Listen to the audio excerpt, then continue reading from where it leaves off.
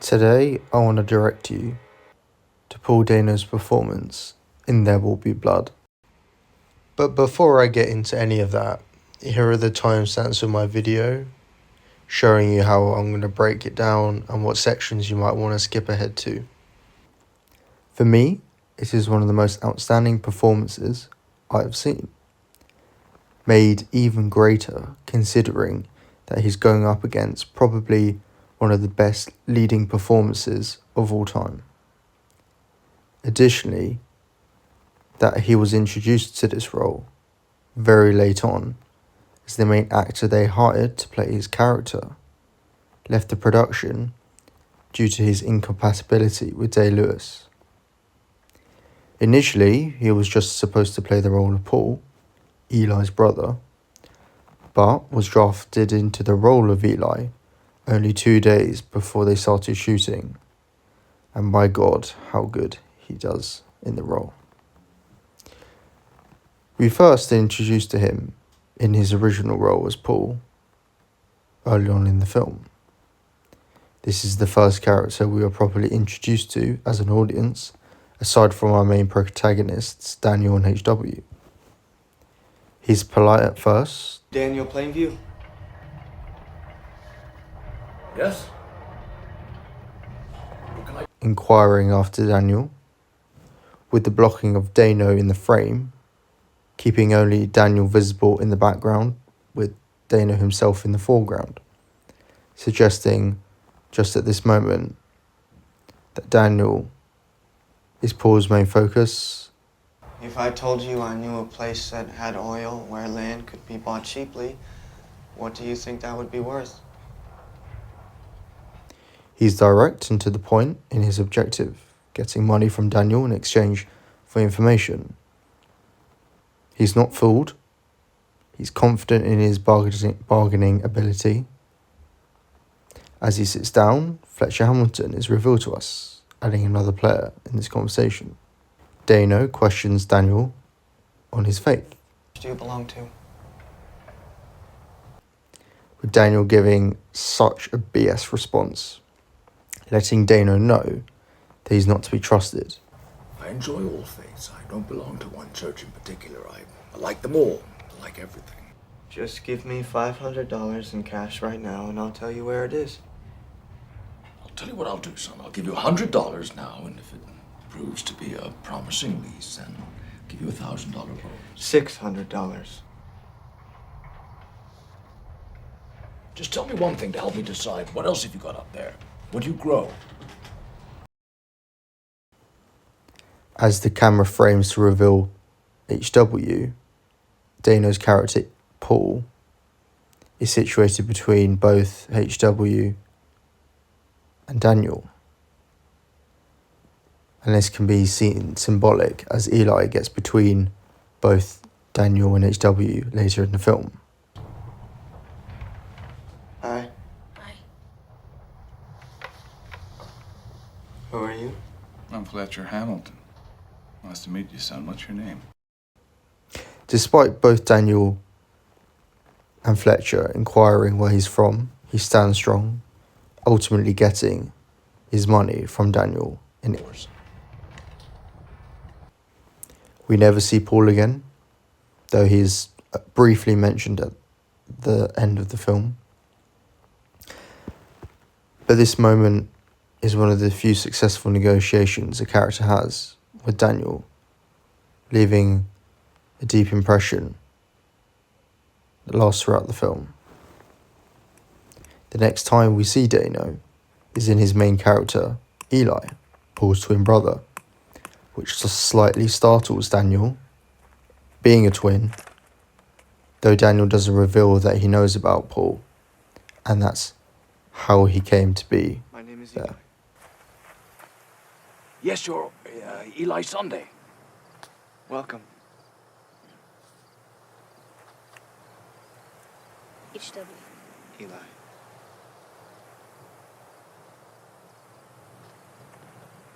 You're hunting quail?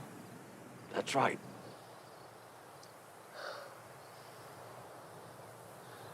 We will bring dinner. Thank you. Thank you so much.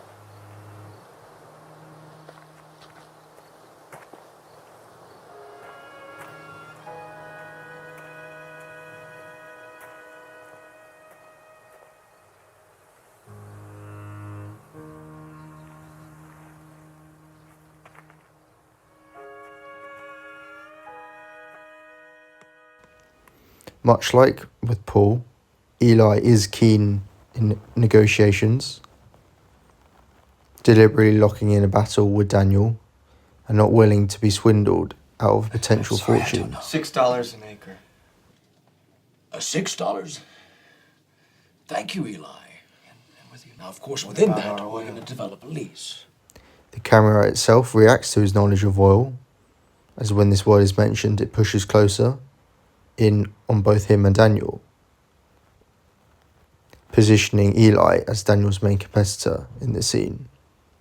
Eli drives a hard bargain, getting Daniel to slowly reveal himself as an oil businessman and getting him to pay Eli exactly what he wants. That's called seepage. Doesn't necessarily mean there's anything underneath. What would you give us for it? I don't know.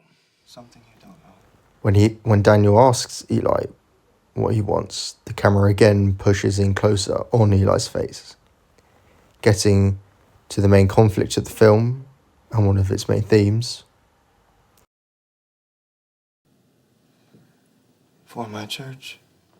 The role that religion will play, as unlike Paul, Eli is only interested in the money going to his church. Daniel almost laughs at this response, as he doesn't understand religion, doesn't understand its appeal, only seeing it as a sham and a way to manipulate other people. One of the reasons why Daniel starts to hate Eli. Do you want to find someone else that's going to come up here and drill, Eli? Make the investment and do all the hard work that goes into it? I can just as easily hunt for quail on another ranch as I can here, so no, I'll happily be a supporter of your church for as long as I can. For the bonus. Eli's prayer consequently angers Daniel deeply, pulling his hand sharply away from Eli. Eli has won this argument against Daniel for the time being, but this relationship is far from over.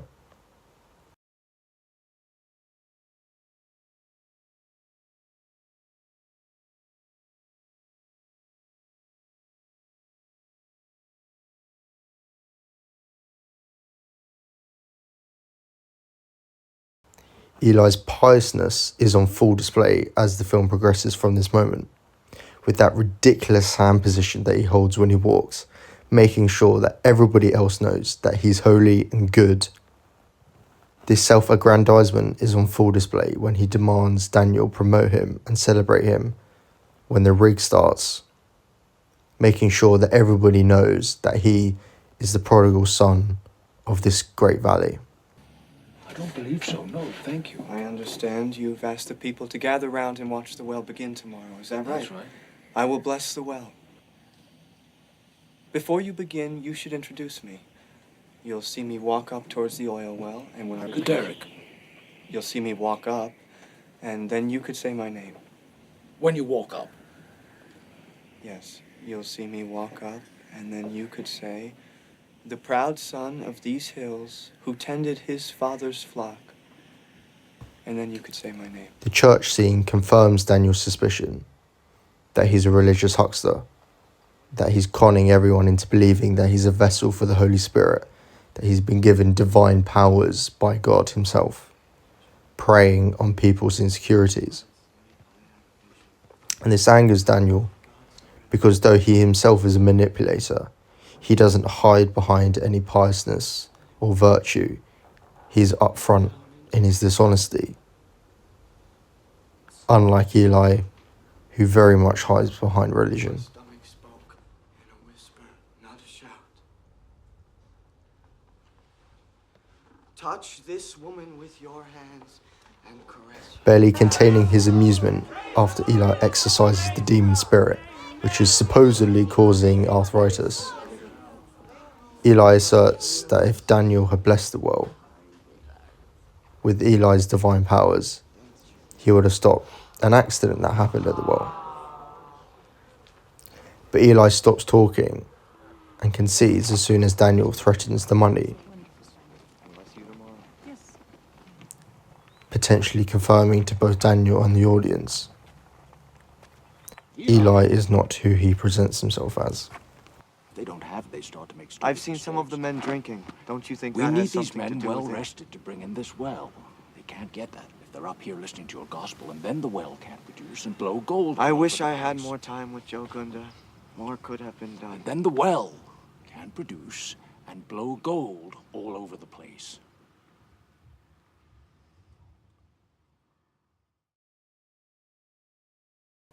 This illusion he constructs around himself is exposed when he is unable to heal Daniel's son of his deafness. Daniel is deeply saddened by his son's lack of hearing and desperately searches for anyone that can potentially fix it, even turning to Eli, which does not go well. And Eli, knowing that Daniel will be angry at him when he goes to him to demand money, sets up perfectly for his character to be truly unmasked. When do we get our money, Daniel?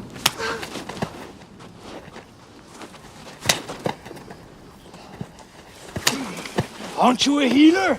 And a vessel for the Holy Spirit? When are you coming over and make my son hear again? Can't you do that? You should have let me bless the well. This happened! Daniel. You shouldn't have done that, Daniel. Oh, you owe the Church of the Third Revelation $5,000 one of the arrangements that we made. The physical performance from Dano, coupled with his incredible screaming, absolutely sells the scene, revealing the weak and pathetic character Eli really is underneath. Splash around in here.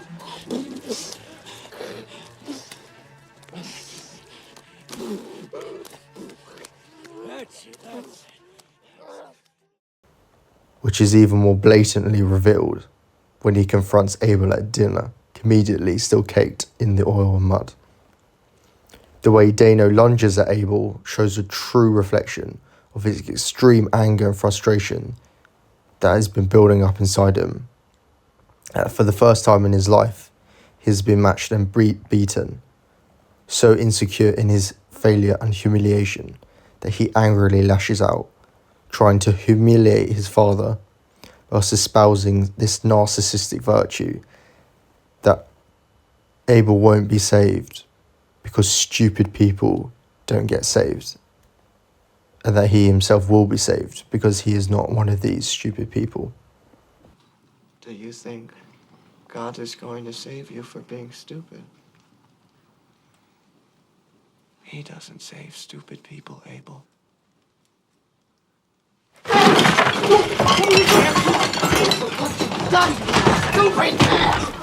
How did he come here? Do you want to know? Help! Son, don't do Be this! quiet! Please, don't! Be shut your mouth, Abel!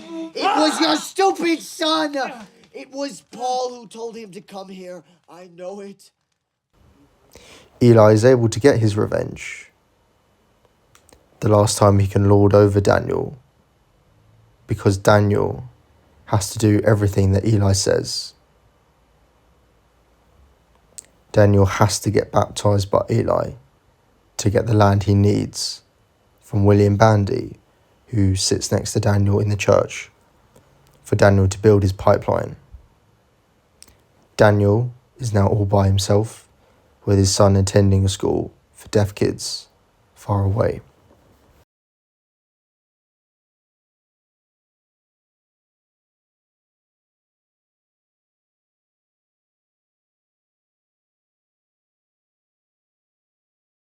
Eli takes his time in his revenge, getting Daniel to go down on his knees, knowing that this is painful for Daniel, but also that he can stand over him, making it clear that he has direct power over him. The camera locks in on Daniel's face as Eli circles around him, taunting him and branding Daniel a sinner, with his most deadly sin being his supposed abandonment of his son HW. The intensity of Dano's performance as Eli ratchets the tension up, as he knows exactly what buttons to push and how to unleash the anger within Daniel as a way to punish him. And this intensity we see on Dano's face transitioned into him slapping him around But this is important, that he's so absorbed with this power over him. It's only until afterwards he realises that Daniel is goading him, and that he's only acting in this way so that he can build his pipeline.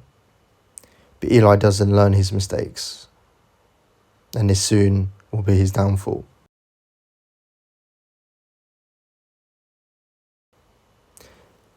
In my opinion, Eli is the other side of Daniel. A liar, a manipulator, somebody who uses religion as a mask, hiding his own narcissism in supposed virtuosity, which is why we feel so good he gets exactly what's coming to him right at the end. When he goes to meet Daniel, he demands money, and for this money, he gets goaded into denying God's existence, much like Daniel had to preach that he was a sinner. He too has to preach that he is a false prophet and God is a superstition. Even trumpeting God as an excuse for his financial ruin, that God didn't alert him to the panic in the economy. He's so far gone that he deludes himself into believing that Daniel will give him the money after everything they've been through. And it's the way that Dano, as Eli, shrinks in this scene and cries as Daniel taunts and mocks him, that really sells it. And that's the key to grounding the ending, pulling it slightly back from it going ridiculously over the top. The way he squeals and the physical comedy that he brings to the end, much like he did when he was being dragged through mud earlier, sells this as one of the most amazing endings to any film. And it is, for all of those reasons, why it is such a joy to watch Paul Dano as both Paul and Eli in There Will Be Blood. I drink it up! Don't bully me, Daniel! Did you think your song and dance and your superstition would help you, Eli? I am the third revelation. I am who the Lord has chosen.